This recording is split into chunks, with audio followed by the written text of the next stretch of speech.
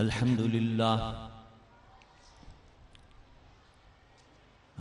لله الذي لم يزل عالما قديرا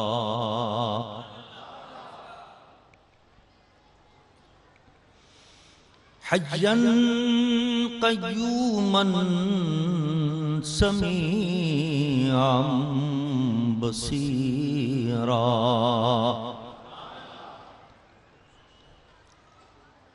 والصلاة والسلام على رسوله أرسله بالحق بشيرا ونذيرا وعلى آله وأصحابه كثيرا كثيرا أما بعد فأعوذ بالله من الشيطان الرجيم بسم الله الرحمن الرحيم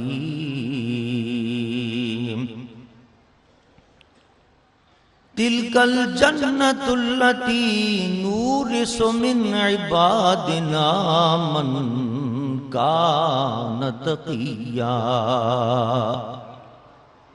صدق الله وصدق رسوله النبي الأمين الكريم ونحن على ذلك لمن الشاهدين والشاكرين والحمد لله رب العالمين إن الله وملائكته يصلون على النبي يا أيها الذين آمنوا صلوا عليه وسلموا تسليما اللهم صل على سيدنا ومولانا محمد وعلى آل سيدنا ومولانا محمد بعدد كل ذرة 100,000 مرة الصلاة والسلام عليك يا رسول الله الصلاة والسلام عليك يا حبيب الله الصلاة والسلام عليك يا رحمة للعالمين وعلى آلك وأصحابك يا شفيع المذنبين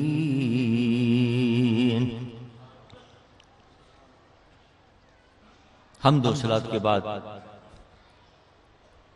مختصر مشائخ اعظم واجب الاحترام علماء کرام اور حاضرین محفل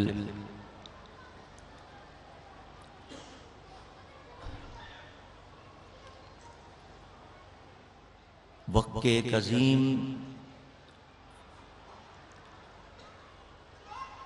عارف اور عابد و زاہد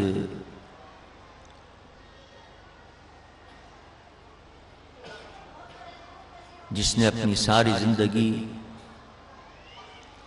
اللہ کی یاد میں گزاری، جو شب زندہ دار بھی تھا، متقی و پرہیزگار بھی تھا،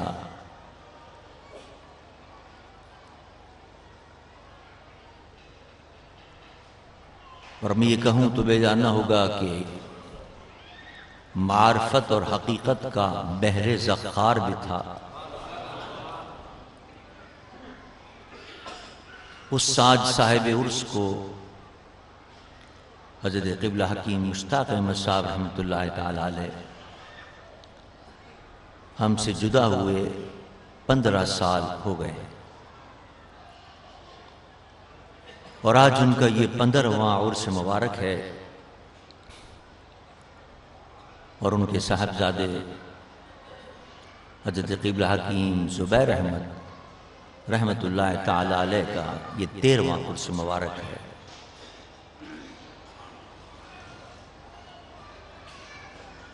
اس میں کوئی شک نہیں کہ وہ ظاہری طور پر، جسمانی طور پر ہمارے درمیان موجود نہیں، لیکن روحانی طور پر آج بھی وہ اپنے محبت کرنے والوں کے درمیان موجود ہیں،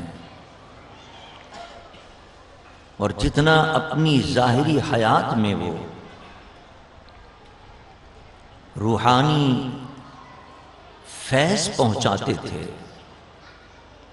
اس عالم سے پردہ فرمانے کے بعد ان کے فیوزات میں کئی گنا اضافہ ہو گیا، اور اپنے محبت کرنے والوں اور عقیدت رکھنے والوں کی جھولیوں کو وہ پہلے سے کہیں زیادہ فیوزات سے مستفیض فرما رہے ہیں۔ اور دیکھیے اس سے بڑا ثبوت کیا ہوگا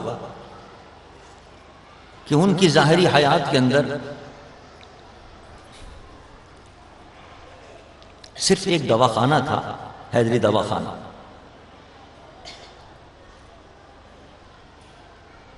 جو علم کا مرکز بھی تھا، معرفت کا مرکز بھی تھا، روحانیت کا مرکز بھی تھا، اور وہاں سے فیوزات جاری ہوتے تھے، لیکن کوئی مدرسہ قائم نہیں کیا انہوں نے، کوئی اسکول قائم نہیں کیا تھا، لیکن فیض ان کا بڑھ رہا ہے اس عالم سے پردہ فرمانے کے بعد کہ ان کے وصال کے بعد عظیم الشان یہ مقام محمود کا مرکز قائم ہو گیا،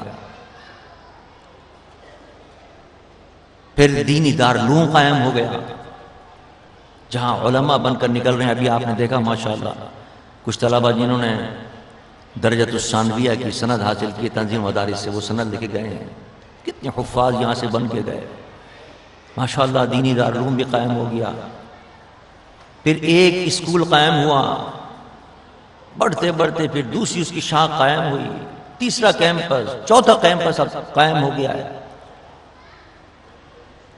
پھر رفاہی ادارے ماشاءاللہ قائم ہوئے،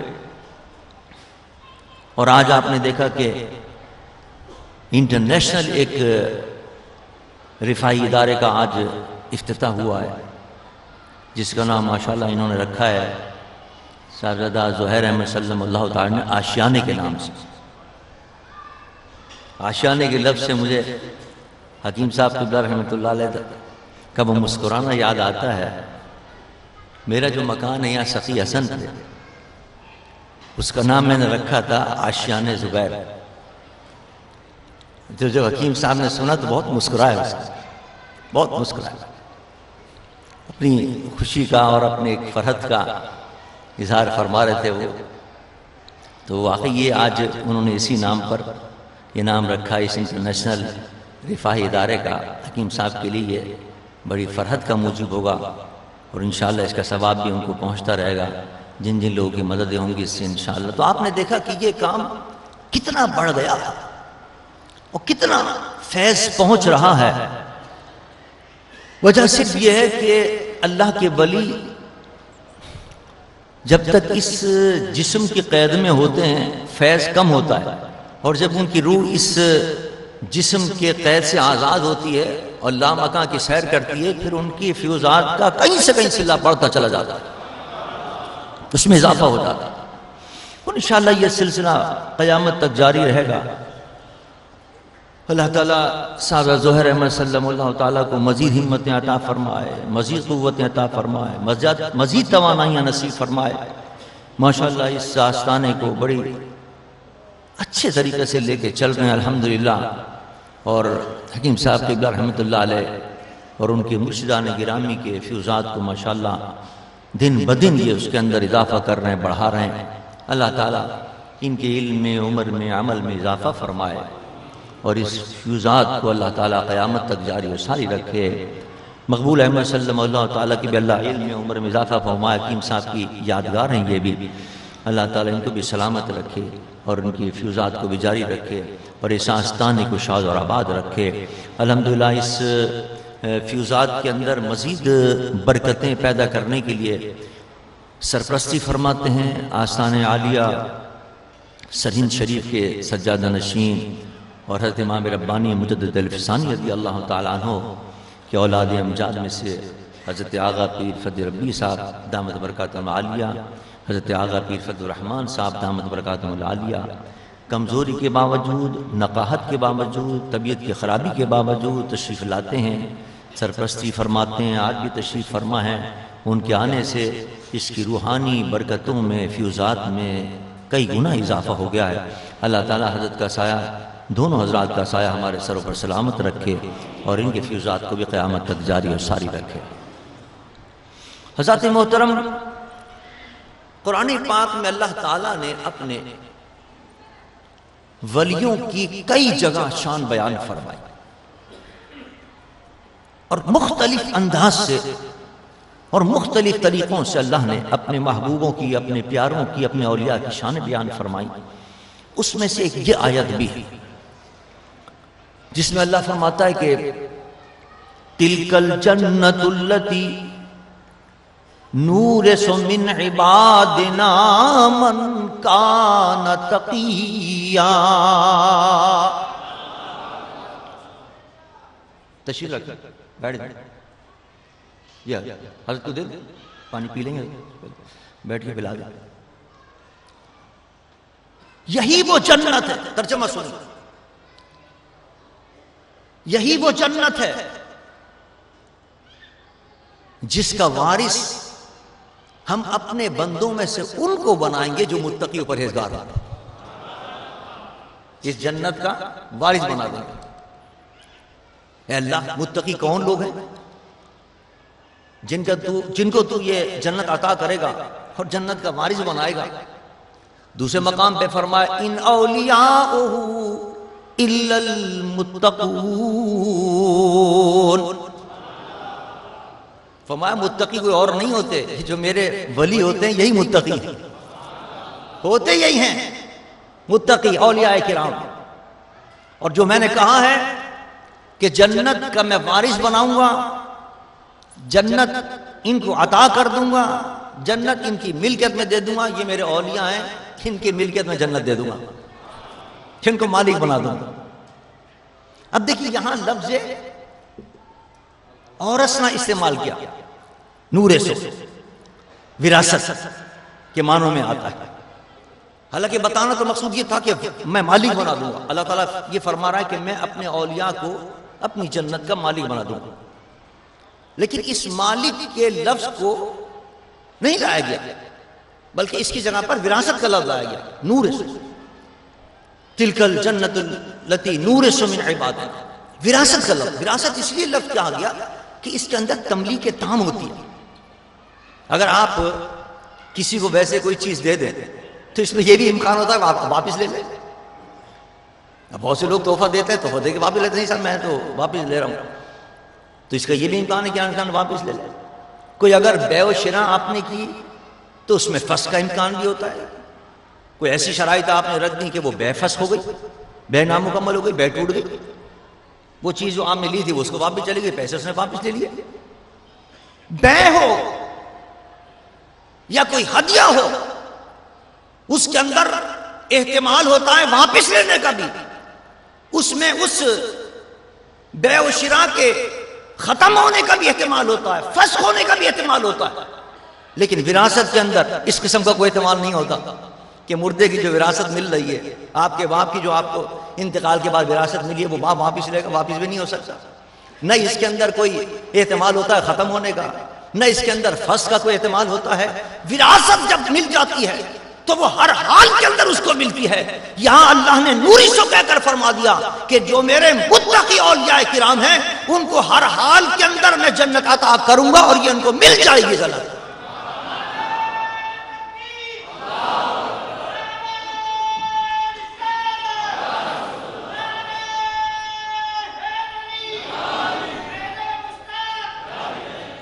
نہ اس کے فسخ ہونے کا کوئی امکان ہے، نہ اس کے واپس ہونے کا امکان، ہر حال میں ملنی ہے ان کو یہ جنت۔ اور دیکھیے جب کسی کو کوئی چیز مل جاتی ہے اور جب وہ اس کا مالک ہو جاتا ہے تب اس کی مرضی ہوتی ہے، وہ جو چاہے کرے اپنے مال کے ساتھ۔ جائیداد مل گئی آپ کو، جب آپ اس کے مالک ہو گئے باقی مرضی آئے اس جائیداد کو بیچیں، اس جائیداد کو کرائے پہ چڑھائیں، وہ جائیداد چاہیں تو کسی مدرسے میں دے دیں، کسی دینی کام میں آپ لگائیں، آپ کی ملکیت ہوگی۔ کوئی چیز کا جب وہ مالک ہو جاتا ہے تو وہ اس کے اختیار میں ہوتی ہے، وہ جس کو چاہے عطا کرے، جس کو چاہے دے۔ اللہ نے فرمایا یہ میری جنت بنائی میں نے تھی، لیکن وارث میں نے اپنے اولیاء کو کر دیا ہے، اب یہ مالک ہو گئے، اب یہ جس کو چاہیں عطا فرمائیں۔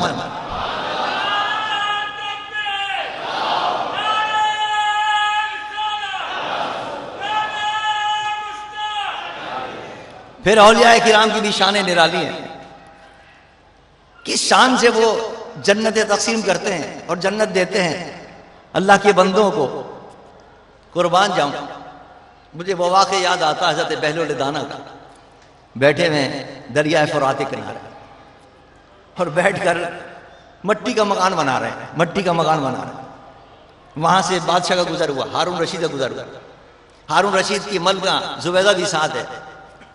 زبیدہ نے کہا روکو روکو سواری روکو، بہلول بیٹھے ہوئے، بہلول سے ملنا ہے۔ ہارون رشید بھی اتر گئے، ملکہ زبیدہ بھی اتر گئی، آپ کے پاس گئی، حضور کیا کر رہے ہیں؟ یہ مجذوب تھے، اللہ کے مقبول بندے تھے۔ فرمایا محل بنا رہا ہوں، محل بنا رہا ہوں، جنت کا محل ہے یہ۔ اچھا ہمیں بھی دے دیجئے یہ محل، 5 درہم دو، 5 درہم دو تو میں دے دوں گا۔ اس نے فوراً جناب ملکہ زبیدہ نے 5 درہم نکالے دیے، حضور یہ لیجئے، یہ مجھے دے دیجئے محل، کیا تمہارا ہو گیا محل، کیا تمہارا ہو گیا، جنت کا محل تمہارا ہو گیا۔ چل دیے وہاں سے۔ ہارون رشید نے کہا یہ تم نے 5 درہم ایسے بیکار دے دیے، یہ مٹی کا محل بنا رہا ہے، کھیل رہا تھا مٹی سے اور تو نے پیسے دے کے چلی آئی۔ تو نے کہا یہ اللہ کا ولی ہے، تو میں کیا پتا، جو زبان سے نکل گیا وہ ہو گیا۔ خیر رات کو سو گئے جناب جا کے، ہارون رشید سویا تو خواب اس کو نظر آیا، خواب کے اندر وہ جنت کے اندر جا رہا ہے، چہل قدمی کر رہا ہے، جنت میں بہت سارے بڑے بڑے محلات نظر آ رہے ہیں۔ ایک بڑا عجیب الشان محل نظر آیا، اس پہ لکھا ہوا تھا زبیدہ کا محل، ملکہ زبیدہ کا محل۔ ہارون رشید نے کہا یہ تو میری ملکہ کا محل ہے، چلو میں بھی دیکھوں اس کے اندر، چلوں اس کے اندر۔ جب وہ جانے لگے اس محل کے اندر تو وہ دربان کھڑا ہوا تھا، اسے روکا، کہاں جا رہا ہو؟ انہوں نے کہا بھائی محل کے اندر جا رہا ہوں۔ اس نے کہا یہ تمہارا محل نہیں ہے، یہ دیکھا لکھا دے کیا لکھا ہوا ہے اس کے اوپر، ملکہ زبیدہ۔ کہنا ہاں وہ تو میری بیوی ہے۔ کہنا ہوتی رہے بیوی تمہاری، تمہارا محل نہیں ہے یہ، اس کی اجازت ہوگی تو جا سکو گے، بغیر اجازت کے نہیں جا سکتے اس کے اندر۔ اتنی بات ہو رہی تھی کہ آنکھ کھل گئی۔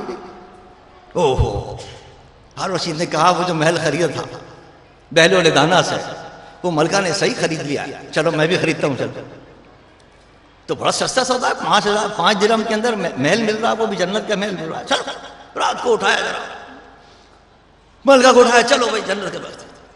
پھر بہلول دانا کے پاس پہنچے، پھر وہ محل بنا رہے تھے، مٹی کے ساتھ کھیل رہے تھے۔ کہ حضور ہمیں بھی محل چاہیے۔ ہارون رشید آگے کہتا ہے حضور مجھے بھی محل چاہیے۔ آپ نے فرمایا اس کا 500 درہم ہے۔ نے کہا حضور کل تو آپ نے 5 درہم لیے تھے اور آج یہ راتوں رات اتنی مہنگائی بھی بڑھتی ہے، اس طرح تو نہیں بڑھتی کہ راتوں رات ایک دم 500 درہم ہو جائے۔ کل تو آپ نے میری ملکہ کو 5 درہم کا بیچا تھا اور آج آپ یہ 500 درہم ایک رات کے اندر یہ بڑھ گیا۔ فرمایا اس نے بغیر دیکھ کے سودا کیا تھا، تو دیکھ کے سودا کر رہا ہے، اس لیے اس قیمت بڑھ گئی۔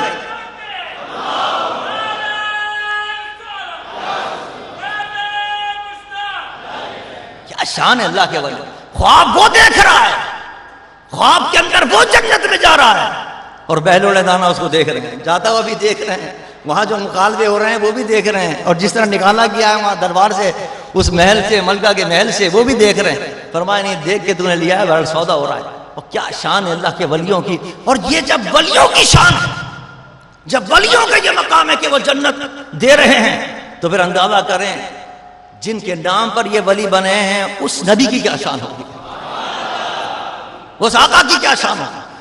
ان کا عالم یہ تھا کہ ان کے پاس کوئی آتا تھا، مانگتا تھا جنت، تو جنت عطا فرما دیا کرتے تھے۔ ربیہ سے خوش ہو گئے، ربیہ خدمت کرتا تھا، حضور کی رات کو پانی لے کر تہجد کی نماز کے لیے لوٹا لے کر حاضر رہتا تھا۔ حضور ایک دن خوش ہو گئے کہ میرے لیے اپنی نیند قربان کرتا ہے۔ فرمایا سل ربیہ، مانگ کیا مانگتا ہے؟ دریا رحمت جوش میں آ جائے۔ انسان اللہ کے ولیوں کی، اللہ کے پیاروں کی خدمت کرے، دیتے ہیں، پھر وہ نوازتے ہیں۔ حضور نے فرمایا کہ سل ربیہ، مانگ کیا مانگتا ہے؟ مانگا بھی کیا اس نے، اسألک مرافقتک فی الجنہ، یا رسول اللہ جنت میں آپ کی سنگت، آپ کی قربت مانگتا ہوں۔ اب بتائیے جنت کے اندر بھی کوئی چھوٹا موٹا مرتبہ نہیں ہے، یہ خالی کہہ دیتا یا رسول اللہ مجھے جنت عطا کر دیجیے تو چھوٹا موٹا کوئی مرتبہ مل جاتا ہے، لیکن جنت میں بھی کلاسیں ہوں گے، فرسٹ کلاس سیکنڈ کلاس، جیسے یہ ریل گاڑی میں ہوتی ہے، اسی طرح first class second class third class, انبیاء کرام نبی رسول اعلیٰ مقام پر ہوں گے، جنت کے بھی اعلیٰ مقام پر ہوں گے، اور جہاں سب کے مرتبے ختم ہوں گے وہاں پہ میرے آقا کا مرتبہ شروع ہوتا ہے۔ وہ تو سب نبیوں کے امام بن کر آئے ہیں، آقا بن کر تشریف لائے ہیں، ان کا محل تو سب سے اعلیٰ جگہ پر ہوگا، سب سے رفیع اعلیٰ مقام پر ہوگا۔ ربیہ مانگ بھی کیا رہا ہے؟ صرف جنت نہیں مانگ رہا، جنت میں یا رسول اللہ آپ کی سنگت مانگ رہا ہوں، جنت میں بھی وہ درجہ مانگ رہا ہوں جس درجے میں آپ ہوں گے۔ حضور نے یہ نہیں فرمایا یہ تو بہت بڑی چیز مانگی، فرمایا اب وغیرہ ذالک، کیا اس کے علاوہ اور بھی کچھ چاہیے؟ اب وغیرہ ذالک، کیا اس کے علاوہ کوئی اور چاہیے؟ یہ تو مل گیا، جو تو نے مانگا تھا وہ مل گیا، اور بھی لینا چاہتا ہے، آج دریا رحمت جو اس میں مانگ لے وہ بھی ہم عطا کر دیں گے۔ اور کیوں نہ عطا کریں؟ شان یہ ہے کہ اللہ اللہ شہ کونین جلالت تیری، فرش کیا عرش پہ جاری ہے حکومت تیری۔ مولانا حسن رضا خان فرماتے ہیں تو ہے ملک خدا، ملک خدا کا مالک۔ اللہ کی جو حکومت ہے، خدا کی جو بادشاہی ہے، وہ کسی ایک جگہ پر نہیں ہے، ساری کائنات اس کا ملک ہے۔ تو سارے ملک جہاں جہاں اللہ کی بادشاہی ہے، اور ملک کہتے ہیں ملکیت، جو جو چیز اللہ کی ملکیت ہے ان سب کے مالک اللہ نے اپنے محبوب کو بنا دیا۔ تو ہے ملک خدا، ملک خدا کا مالک، راج تیرا ہے زمانے میں حکومت تیری۔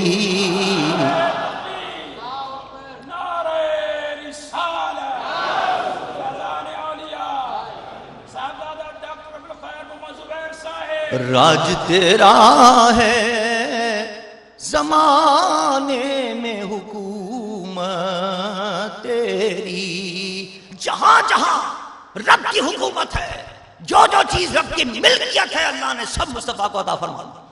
جب معراج کی رات حضور گئے، اللہ نے فرمایا خلقت لأجلک، محبوب دیکھ رہے ہو یہ ساری کائنات دکھانے کے لیے اس لیے بلایا کہ سب کچھ میں نے تیرے لیے بنایا ہے، تجھے عطا کر دیا ہے سب کچھ تجھے۔ میرے مصطفیٰ نے کیا جواب دیا؟ ترکت لأجلک، اے اللہ میں اس وقت تیری بارگاہ میں حاضر ہوں، تجھے دیکھنے آیا ہوں، تیرا جلوہ دیکھنا ہے، میں نے سب کچھ تجھ پر قربان کر دیا۔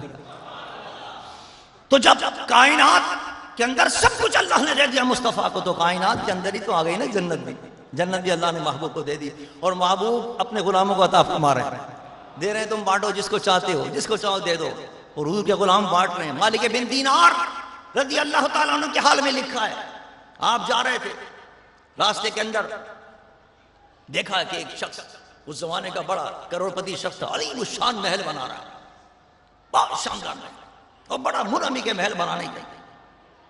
آپ اس کے پاس گئے، اس نے کسی سے پوچھا یہ کون ہے بھائی؟ لوگوں نے کہا مالک بن دینار ہیں۔ ان کا اچھا نام تو بڑا سنا تھا ان کا، بڑے اللہ کے مقبول و مقرب بندے ہیں، بڑے ادب سے احترام سے ان کو لے کے آیا، بٹھایا، تواضع کی، کہ حضرت کیسے تشریف لائے؟ پر میں ادھر سے گزر رہا تھا، میں نے دیکھا تم یہ بنا رہے ہو، کیا بنا رہے ہو؟ انہوں نے کہا بڑا شاندار محل بنا رہا ہوں۔ کہنے کتنا خرچہ ہوا اس کے اوپر؟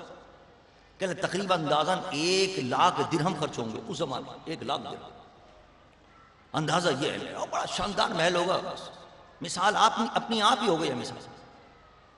آپ مسکرائے، فرمایا یہ 1,00,000 درہم مجھے دے دے، میں تجھے اس سے اچھا گھر اور اس سے اچھا محل عطا کروں گا، اس سے اچھا۔ اس نے کہا اس سے اچھا محل کہاں ہوگا؟ ہاں ماما یہ جو تو محل بنا رہا ہے یہ تو مٹی کی اینٹیں لگائے گا تو، میں وہ محل دوں گا جس میں سونے کی اینٹیں ہوں گی۔ یہ جو تو محل بنا رہا ہے اس میں مٹی بچھائے گا، گارا لگائے گا، اور اس محل کی جو اینٹیں لگی ہیں اس میں جو گارا ہے وہ بھی مشک اور عنبر کا گارا ہوگا۔ تیرا جو محل ہے یہ کسی نہ کسی زمانے میں ختم تو ہوگا نا، 1000 سال کے بعد، صحیح 2000 سال کے بعد، لیکن جو میں محل دوں گا وہ کبھی ختم نہیں ہوگا، وہ ہمیشہ رہنے والا گھر ہوگا تیرا. اور اس سے زیادہ شاندار محل ہوگا. یہاں تو 1,00,000 درہم لگائے گا صرف محل بنائے گا، وہاں محل کے ساتھ تجھے حوریں بھی ملیں گی، غلمان بھی ملیں گے، خدمت گزار بھی ملیں گے، خادم بھی ملیں گے. سودا کر لے. اس نے کہا کہ مجھے سوچنے کا موقع دیں، ایک رات میں سوچتا ہوں پھر آپ سے عرض کروں گا. رات کو سوچتا. حضرت نے فرمایا اچھا میں جاتا ہوں، سوچ لیجیے. رات کو سوچتا رہا. صبح پھر آپ تشریف لائے. صبح ہوئی، صبح پھر آپ اس کے پاس سے گزرے. اپنے ہاتھ میں ایک ہاتھ کے اندر درہم و دینار کی تھیلی تھی اور ایک ہاتھ کے اندر قلم اور کاغذ تھا. اس نے کہا حضور رات کو میں نے فیصلہ کر لیا، میں وہ آپ والا محل خریدوں گا. یہ درہم و دینار ہے، لیکن یہ قلم دوات بھی ساتھ لایا ہوں، لکھ کر آپ دے دیجئے، مجھے ضمانت دیجئے کہ مجھے وہ ملے گا مقام. آپ نے کہہ دیا مل جائے گا اور لکھ کے نہیں دیا.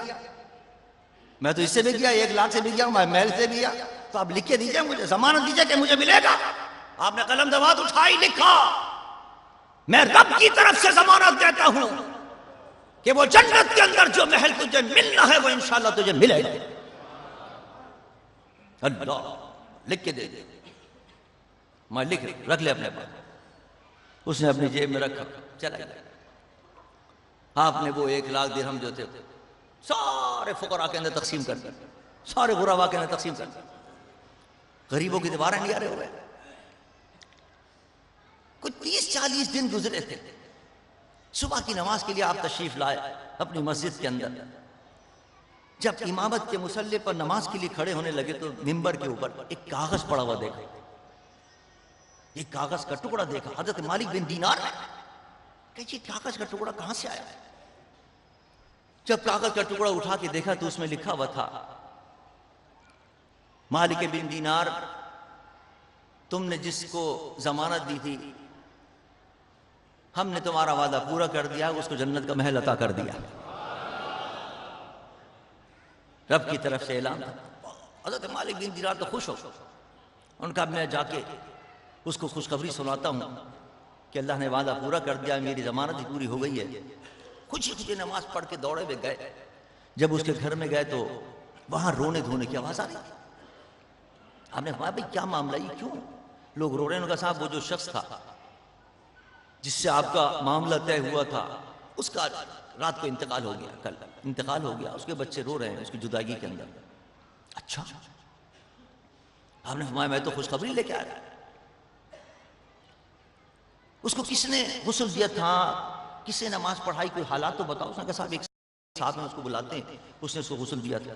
اس کو بلایا اس کے خادم کو، بھائی تم نے غسل دیا؟ تو اس نے کہا. آپ نے فرمایا میاں میں تو ایک خوشخبری لے کے آیا تھا، اور یہ جو سودا طے ہوا تھا اللہ نے وہ قبول کر لیا ہے اور اس کو جنت میں محل عطا فرما دیا ہے. اس نے کہا حضرت امام مالک بن دینار کو کہا حضور جب اس کا وصال ہونے لگا تو یہی رقعہ جو آپ کے پاس ہے یہی رقعہ اس کے پاس بھی تھا، اور اس نے مجھے کہا جب مجھے غسل دے کو دفن کرو تو میرے قبر میرے ساتھ یہ رقعہ رکھ دے.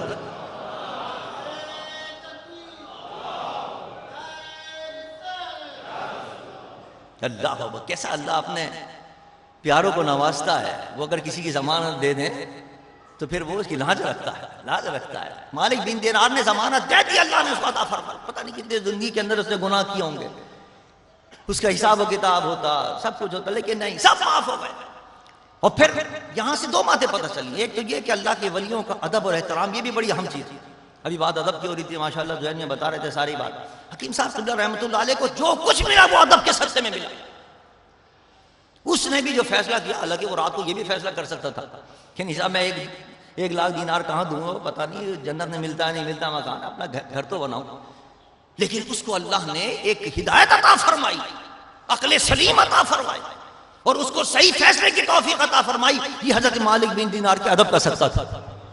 مالک بن دینار کو ادب کے ساتھ لے کے آیا، آپ کے تواضع کی، آپ کی خدمت کی، ادب کے ساتھ اللہ تعالیٰ نے اس کو یہ مرتبہ اور مقام عطا فرما دیا کہ اس نے صحیح فیصلہ فرمایا. اس کا مطلب یہ تھا کہ ہدایت بھی ان لوگوں کو ملتی ہے کہ جو اللہ کے ولیوں کا ادب کرتے ہیں اور جو احترام کرتے ہیں، ان کے لیے آخرت کے راستے کھلتے چلے جاتے ہیں.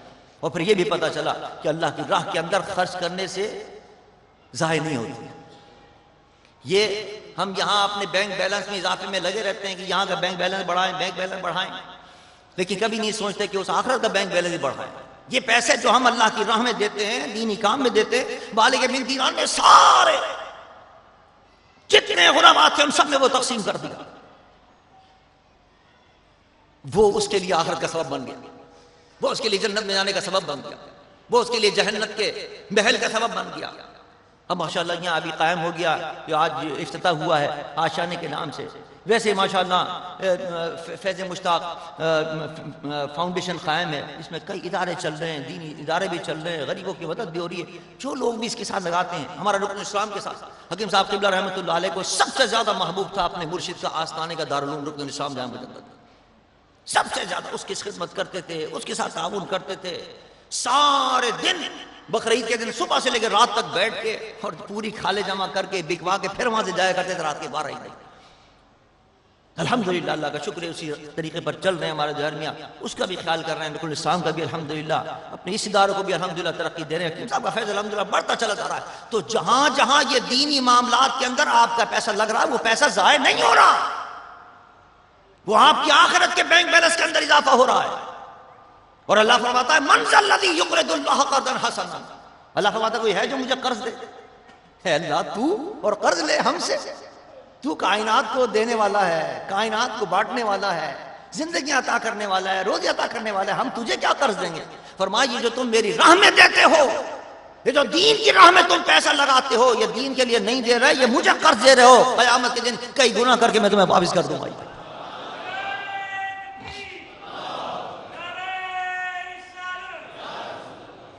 اللہ. اور یہ اللہ کے ولیوں کے جو ارادت اور عقیدت اور محبت ہوتی ہے، جو ان کی ہم خدمت کرتے ہیں آ کر آستانے پر، وہ صرف اس لیے کہ وہ راضی ہو جائیں گے تو ان کے صدقے میں اللہ ہمیں جنت عطا فرما دے گا.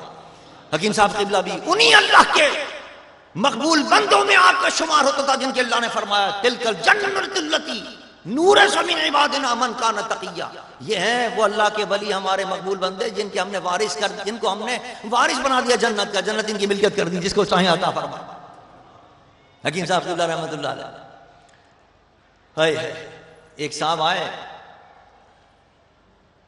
انہوں نے کہا کہ حضرت وہ میرے والد کا انتقال ہو گیا ہے، پتہ نہیں کیا حال ہوگا ان کا، کہاں ہوں گے وہ اس وقت. آپ نے ماں فکر نہ کرو، ہمارے یہاں محفل میں آیا کرتے تھے، اعمال صالحہ کرتے تھے، اس کی وجہ سے الحمدللہ وہ جنت کے اندر ہیں، وہ اس وقت دیکھ رہے تھے. اور ایک اور صاحب آئے، اپنے بہت محبت تھے، خلوص رکھنے والے تھے، ان سے فرمایا میاں قیامت کے دن جن جن کو ہم پکار کے بلائیں گے ان کے اندر تمہارا نام بھی شامل ہے، تمہیں بھی پکار کے اپنے ساتھ جنت کے اندر لے کے جائیں گے. تلک الجنۃ التی نورث من عبادنا من کان تقی. اللہ فرماتا ہے ہم نے جنت ان کی وراثت کر دی ہے، ان کو وارث بنا دیا، جس کو چاہیں عطا فرمائیں. ان کی محبت بڑی قیمتی چیز ہے. جو اللہ کے ولیوں سے محبت رکھتے ہیں، جو اللہ کے ولیوں سے ارادت رکھتے ہیں، جو اللہ کے ولیوں سے عقیدت رکھتے ہیں، یقیناً یہ ارادت اور عقیدت بھی کام آئے گی اور جنت میں جانے کا سبب بنے گی انشاءاللہ. اور ارادت کا سب سے بڑا فائدہ یہ ہوتا ہے کہ جس ولی سے ارادت ہوتی ہے اللہ اس کے صدقے کے اندر اس کو اعمال صالحہ کی توفیق بھی عطا فرما دیتا ہے، اس کو گمراہی سے بچا دیتا ہے، اس کو برائیوں سے بچا لیتا ہے. اس کو اگر گناہ کر دیں وہ بتقاضۂ بشری تو اللہ پھر اس کو توبہ کی توفیق بھی عطا فرما دیتا ہے. یہ سب صدقہ ہوتا ہے اللہ کے ولیوں سے نسبت اور تعلق رکھنے کا. الحمدللہ اللہ کے ولیوں سے ہمارا تعلق ہے، ان سے نسبت ہے ہماری. مبارکباد کے مستحق ہیں وہ لوگ جنہوں نے ایک ولی کامل کا دامن تھاما ہے. حکیم صاحب قبلہ رحمۃ اللہ علیہ جیسے ولی کامل کے صحبت میں رہیں، ان کے دامن سے وابستہ رہیں. حضرت آغا عبداللہ صاحب تشریف لا رہے ہیں ماشاءاللہ، مدینہ منورہ کے باسی ہیں ماشاءاللہ، حضور کے روضہ شریف میں پیار سے رہتے ہیں اور ماشاءاللہ یہاں تشریف لے آتے ہیں. رونقوں میں اضافہ ہو جاتا ہے ان کے تشریف لانے سے. اللہ تعالیٰ ان کا سایہ سلامت رکھے. حضور کے قرب میں جوار میں رہنے والے ہیں، حضور کے پڑوسی ہیں یہ. تو بہرحال الحمدللہ آج ہم نے اس محفل میں شرکت کی. اللہ تعالیٰ ہماری حاضری کو قبول و منظور فرمائے. حکیم صاحب قبلہ نے جو درس دیا ہے، جو پیغام دیا ہے، ساری زندگی اپنے مریدوں کو دے کے گئے. ہمارا فرض بنتا ہے کہ اگر ہمیں ان سے محبت ہے، سچی محبت ہے، تو انسان اپنے محبوب کے کہنے کو نہیں ٹالتا. اگر ہمیں حکیم صاحب قبلہ سے سچا عشق ہے اور سچی محبت ہے تو ہمیں چاہیے ان کے طریقے پر چلیں. وہ جو پیغام دے کے گئے ہیں، جو نصیحتیں کر کے گئے ہیں، ان نصیحتوں پر عمل کریں. سب سے اہم نصیحت ان کی نماز کی تھی کہ نماز کو مت چھوڑنا. لیکن ہمارے کتنے ساتھی جو نماز نہیں پڑھتے، کتنے ساتھی نماز کی طرف ان کا خیال ہی نہیں ہوتا. ایک نماز بھی چھوڑ دے آدمی تو کئی 100 سال جہنم میں جلنا پڑے گا. حکمے کا لفظ آیا حدیث کے اندر. لیکن ہمیں احساس ہی نہیں کہ ہم نے کب سے نمازیں چھوڑی ہوئی ہیں، کتنے دنوں کی نمازیں ہیں، کتنے ہفتوں کی نمازیں ہیں، کتنے مہینوں کی نمازیں ہم نے چھوڑی ہوئی ہیں، اور کس طرح اس کا عذاب بھگتیں گے ہم، اور کب تک جہنم میں جلیں گے ہم. ابھی بھی وقت ہے کہ ہم اللہ کی بارگاہ میں سچے دل سے توبہ کریں، نماز پابندی کے ساتھ ادا کریں، جو دیگر احکامات ہیں وہ بھی ادا کریں. روزے ہیں رمضان کے، حج ہیں، زکوٰۃ ہے جس پر فرض ہے وہ حج ادا کریں، زکوٰۃ ادا کریں. جن چیزوں سے منع کیا ان چیزوں سے رک جائیں. شراب سے منع کیا ہے، زنا سے منع کیا ہے، لواطت سے منع کیا ہے، بدکاری سے منع کیا ہے، غیبت سے منع کیا ہے، چوری سے منع کیا ہے، کسی اپنے مسلمان بھائی کو اپنے ہاتھ اور زبان سے تکلیف دینے سے منع کیا. حرام ہے یہ کہ کسی زبان سے کسی کی عزت کو آپ خراب کریں، یا اسے کوئی گالی بکیں، یا اس کی عزت کو خراب کریں. یہ تمام چیزیں اب تو ایک عام آدمی کو تو کیا، نبی کو گالیاں بکتے ہیں، معاذ اللہ ثم معاذ اللہ، اسلام کی توہینیں کرتے ہیں. وہ بلاگر جو ہیں بیٹھ کر جناب ٹی وی پر اور کیا نام ہے اپنے ان کے سائٹ میں آپ دیکھیں کس طرح انہوں نے توہینیں کی اور کس طرح اسلام کی گستاخیاں کی انہوں نے. ان کو کوئی پوچھنے والا نہیں. توہین رسالت یہ قانون کے اندر پیچھے پڑے ہوئے ہمارے حکمراں کہ نہیں اس کو بدلنا ہے، اس کو ختم کرنا ہے، تاکہ کوئی قانون ہی نہ رہے. جو چاہے جس کی جو مرد آئے توہین کرتا پھرے، کوئی کو کوئی سزا دینے والا. بل تو کوئی سزا آج تک دی نہیں ہے. اس قانون کے تحت آج تک پاکستان میں کسی کو کوئی سزا نہیں دی. اور پھر کہتے ہیں کہ صاحب وہ اس قانون کو بھی ختم کر دو. یہ قانون موجود ہے، اگر اس قانون پر صحیح معنوں میں عمل ہو تو کسی کو ہمت نہ ہو کہ وہ قانون ہاتھ میں لے. آپ اس قانون پر عمل نہیں کرتے تو پھر لوگ مجبوراً قانون ہاتھ میں لیتے. اب بلاگر جا رہا ہے، انہوں نے توہینیں کی، گستاخیاں کی، کوئی مقدمہ ان پہ قائم نہیں. اگر ان پہ مقدمہ قائم ہو جائے، عدالت کے اندر ان کا کیس جائے، ان کو سزا ہو اس کے تحت، تو کسی کو کیا پڑے گی کہ وہ اس کو قانون ہاتھ میں لے. ممتاز قادری کیوں اس نے قانون ہاتھ میں لیا تھا؟ اس لیے کہ کوشش کر لی پورے علماء نے. پہلے گئے ایس ایچ او کے پاس کہ صاحب آپ قانون موجود ہے 295C، اس کے تحت مقدمہ درج کریں سلمان تاثیر کے خلاف. ان کا نہیں بھائی وہ تو گورنر ہے، ہم کیسے کر سکتے ہیں. ڈی ایس پی کے پاس گئے، اس نے کہا نہیں ہم نہیں کر سکتے.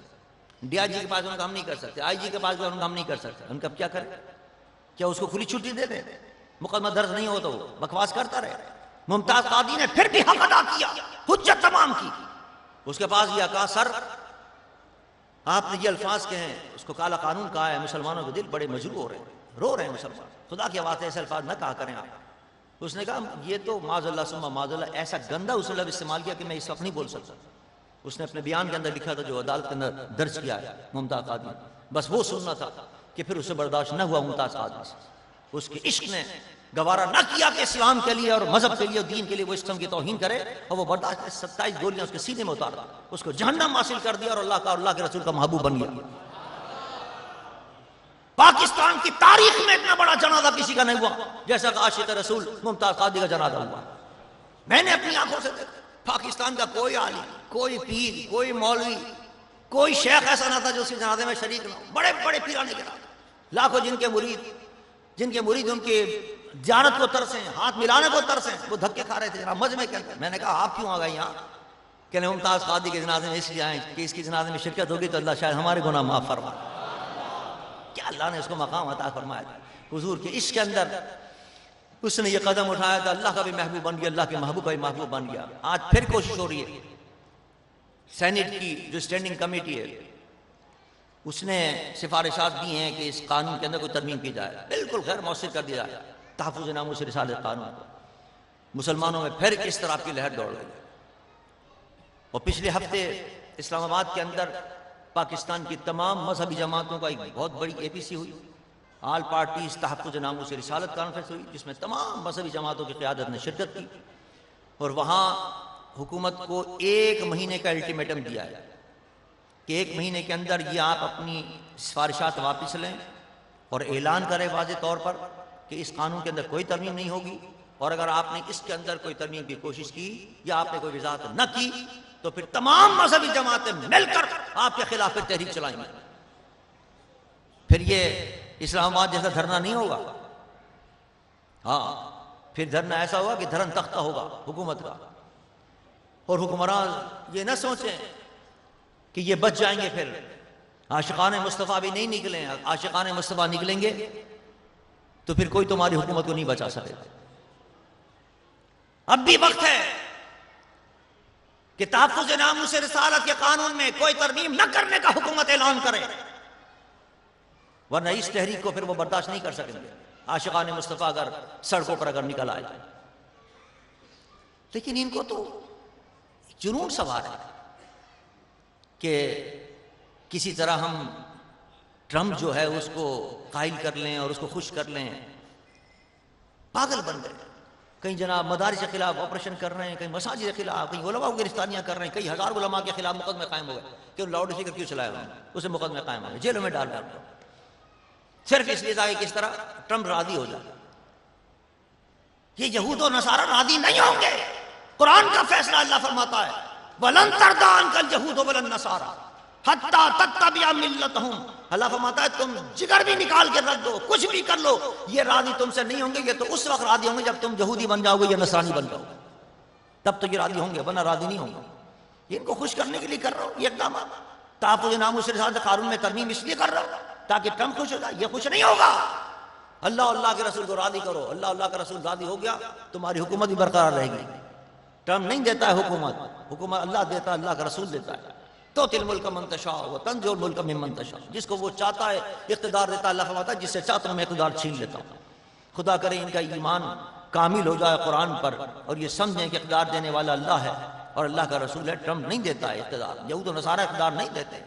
اور اللہ ان کو عقل سلیم عطا فرمائے کہ ہمارے حکمراں جو ہے وہ اس قسم کی حرکتیں نہ کریں. پاکستان کو لبرل اسٹیٹ بنانے کی جو سازشیں ہو رہی ہیں، اعلان تو کر دیا ہے نواز شریف صاحب نے کہ لبرل اسٹیٹ بناؤں گا میں اس کو، اور اقدامات بھی انہوں نے شریک شروع کر دی ہیں.